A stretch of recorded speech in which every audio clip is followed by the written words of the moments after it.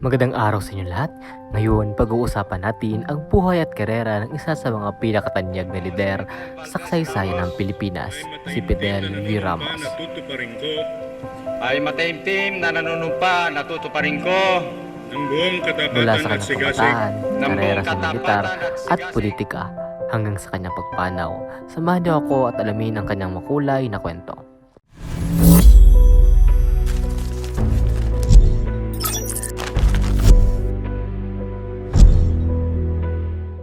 Si Fidel Valdez Ramos ay pinanganak noong Marso 18, 1928 sa Lingayen, Pangasinan.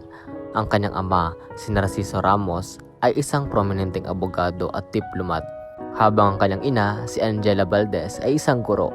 Si Ramos ay nagtapos sa United States Military Academy sa West Point noong 1950 at nagpatuloy ng kanyang pag-aaral sa University of Illinois kung saan nakakuha siya ng master degree sa civil engineering.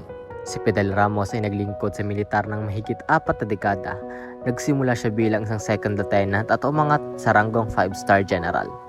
Kabilang sa kanyang mga tungkulin ang pagiging commander ng Philippine Constabulary at Chief of Staff ng Armed Forces of the Philippines. Naging kilala siya sa kanyang papel sa EDSA People Power Revolution noong 1986 kung saan pinamunuan niya ang mga pwersang nagpapatalsik kay Ferdinand Marcos at nagbigay daan sa pagkakaluklok ni Corazon Aquino bilang presidente.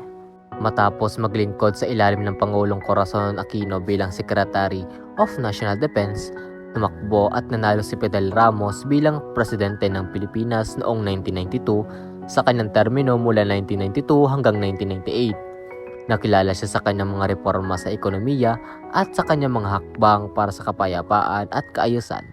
Ang kanyang administrasyon ay nagpatupad ng liberasyon sa ekonomiya na nagdala ng mga banyagang pamumuhunan at nagpatatag ng ekonomiya ng bansa. Sa ilalim ng pamumuno ni Ramos, nagkaroon ng malaking pag-unlad sa ekonomiya ng Pilipinas. Binigyan din niya ang liberasyon at deregulasyon na nagbukas ng ekonomiya sa mga pribadong kumpanya at banyagang pamumuhunan. Ang kanyang administrasyon ay nakapagtala ng pagtaas ng GDP growth at pagbaba ng antas ng kahirapan mula 39% patungong 31%. Nagsulong din siya ng mga reforma sa edukasyon, kalusugan at infrastruktura na nagdulot ng positibong pagbabago sa buhay ng maraming Pilipino. Si Fidel Ramos ay kinasal kay Amelita Martinez o mas kilalang Ming at sila ay nagkaroon ng 5 anak.